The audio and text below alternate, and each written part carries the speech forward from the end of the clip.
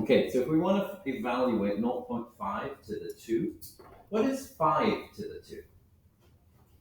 25.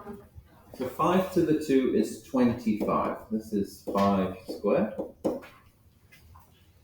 So what we have here is 5 to the 2 can be written as 5 times 0.1 to the 2. So that will give us 25 times 0.1 to the 2. So that is going to be 25 times 0.01. So what we do is I have this sort of algorithm that works. We count how many digits are after the decimal point. Here we have one digit after the decimal point. So we are going to take 1 times the exponent, which is 2, gives us 2. That means we have to move the decimal point on this 25, where it's here currently, twice in that direction. So the answer to this one, 0.5 to the 2, is 0.25.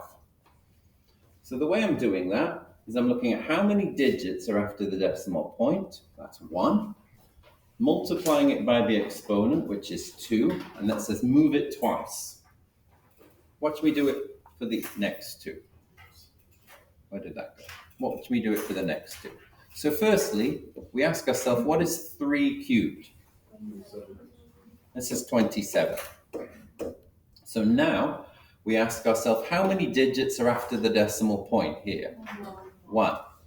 So we want 1 times 3, because 3 is the exponent. So I'm going to move the decimal point from here 3 times. And that's going to give me 0, I need a 27, so I need to go 1, 2, 3. So I need an extra one here.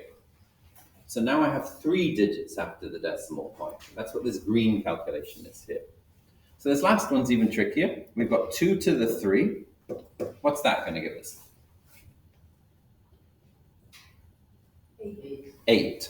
That's going to give us 8. So we need to move the decimal point how many spaces? Well, how many digits do I have after the decimal point in this number? So I have 1, 2. And what's the exponent? 3. So how many places do I need to move the decimal point? 6. So probably a handy technique for this one, 0.02 to the 3, is put a bunch of zeros like this. Put a bunch of zeros, and then stick your number at the bottom. And then bounce your decimal point along. We're going to go 1, 2, 3, 4, 5, 6. So it's going to go there. So we have, draw it neatly, 0 point, and then 1, 2, 3, comma, 1, 2, 3. It's moved 6 spaces. This is how we do decimals like this.